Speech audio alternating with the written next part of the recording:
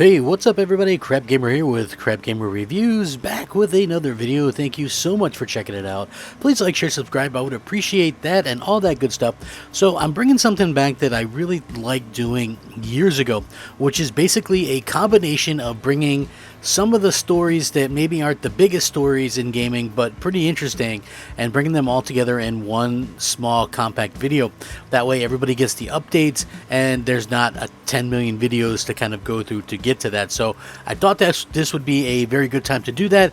It's not necessarily PlayStation news, it's not necessarily Xbox news. It could be, but you know, it's just going to be gaming news in general. So hopefully you guys enjoy this, and if you do, leave a like, leave a thumbs up, consider subscribing, all that kind of stuff. I really do appreciate it. Things are changing around here and I hope you guys notice it, but I do definitely want to get started, so I think we should go ahead and do that right now. Okay, here we go. So PlayStation 5 shortages, okay?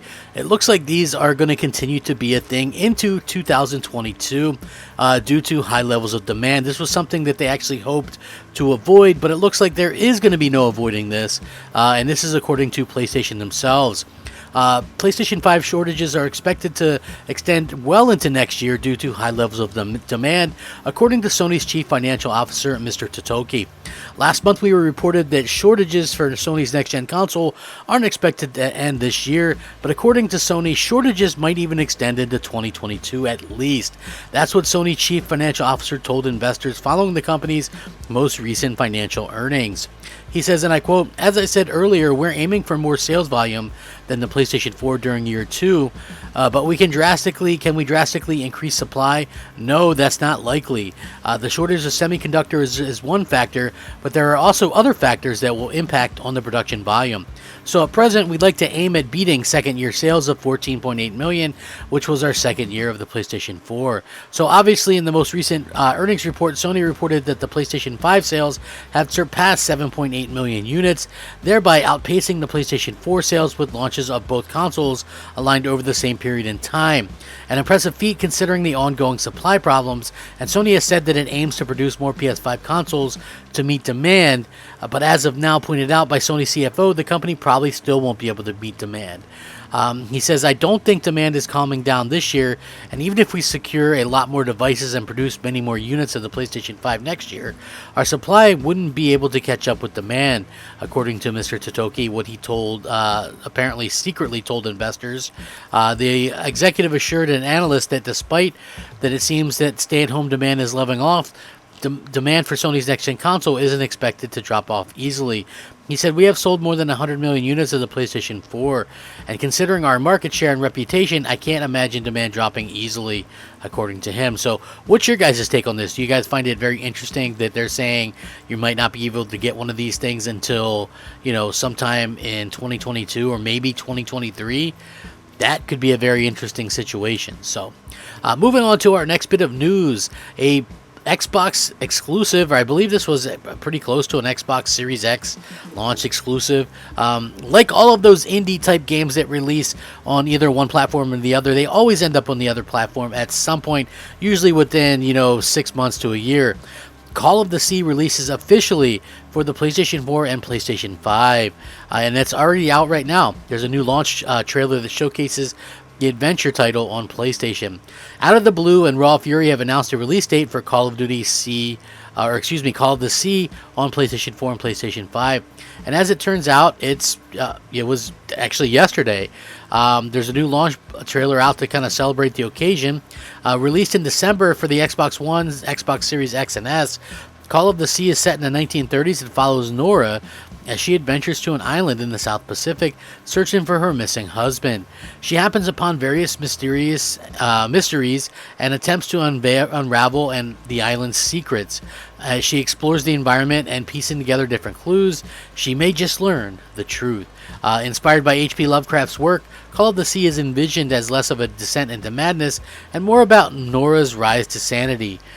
There's a lot of details and stuff like that. And all the news, by the way, is going to be 100% linked in the description below, so you guys can feel free to check that out. But yeah, that was an Xbox console exclusive at launch, and now it's on, PlayStation as well, so you don't have to feel like you're missing out on anything, which, we don't really want to see anybody miss out on anything. That's not a good thing at all. So Sony was actually sued recently as well for purchases of games on PlayStation Store. Sony Interactive Entertainment LLC is operating an unlawful monopoly by restricting purchases of PlayStation games to its in-house store, according to consumers claimed in a new lawsuit. In a proposed class action suit, the Gamer said Sony stopped allowing third-party retailers, including Amazon, Best Buy, and Walmart, to sell download codes for PlayStation games 2 years ago. As a result, PlayStation Store became the only source for digital PlayStation games, according to the consumers. Sony's monopoly allows it to charge super competitive prices for digital PlayStation games, which are significantly higher than their physical counterparts sold in a competitive retail market, and significantly higher than what they would be in a competitive retail market for digital games, according to consumers.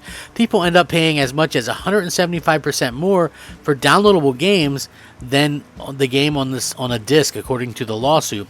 Sony didn't return a specific request for a comment after hours, but this is an ongoing active case. So what's your guys' take on this? Sony, for years now, has obviously been in a situation where they don't allow you to go out there and buy, their digital games at different stores, Amazon, what have you, where you can do that with Xbox stuff. So I found this to be a very interesting type of thing, and a lot of people are talking about it. Is it a monopoly to not allow that to happen? I mean, I think that really kind of depends on who you're asking, but at the end of the day, I felt that it was very strange, to say the least, that people are kind of talking about this, and that people were very much kind of didn't know. Some people didn't even realize that this was a thing. So yeah, definitely interesting to see how this kind of turns out. But I did want to get into our next bit of topic, which is this. Epic Games, according to recent documents, reportedly offered Sony $200 million minimum guaranteed for 4 to 6 PlayStation exclusives to go to PC on the Epic Store. Very, very interesting, huh? This is very wild to me. As part of the ongoing Epic versus Apple trial, an internet document penned on September 24th, 2020, labeled Weekly Store Strategy Meeting Agenda, leaked via the Reset Era. This document is particularly interesting because it provides details on the company's attempts to bring console exclusives to PC, and more specifically to the Epic Games Store. It shows individual tactics. Sony IP titles offer extended at $200 million for 4 to 6 titles awaiting feedback. And it says content, Microsoft IP titles, opening conversations, internal feedback from Microsoft. Their PC Game Pass leader is against what we're doing. They offer effective bidding against us for content. Phil is meeting with Gabe, Valve occasionally. Content, Nintendo IP titles not started is a moonshot unto itself. Corporate history says this is a non-starter. The juiciest tidbit is no doubt a $200 million offer extended to Sony to bring 4 to 6 of its PlayStation exclusives to PC, as presumably timed Epic Game Store exclusives. Sony has indeed begun porting some of its exclusives to PC, but so far none of its big titles had exclusivity deals with Epic, which I don't think that this is actually accurate, because if I remember correctly, Detroit Become Human, Heavy Rain, as well as the other one made by that studio, were all actually exclusive to the Epic Game Store for a little bit, I believe. So those could be, maybe those were 3 that went. Who knows?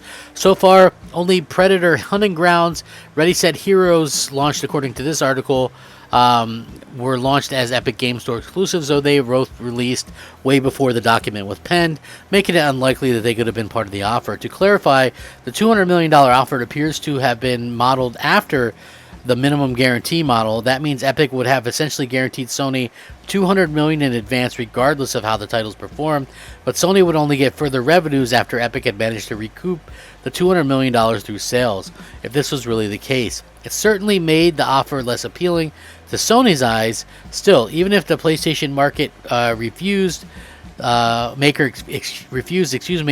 surely doesn't damage the relationship with Epic, which has never been stronger. Sony did, after all, just invest another $200 million in Tim Sweeney's company after last year's $250 million. So that money's probably not anything to Sony, to be honest with you. Epic even opened conversations with Microsoft about potentially bringing the company's IPs to its store. though it seems unlikely to happen. The document notes that Microsoft is a competitor due to the Microsoft stored Xbox Game Pass on PC, and besides, it's now releasing its own games on Steam, with head of Phil Spencer known to be meeting with Vice President Gabe Newell. Last but not least, the document ends with the mention of Nintendo IPs, though it merely states that the previous history shows how the company is not at all interested in its games appearing on other platforms. Therefore, the possibility is considered a non-starter as well as a moonshot, which should be pretty obvious as Nintendo is very, very wary of putting their stuff on other platforms. But those are the day's stories.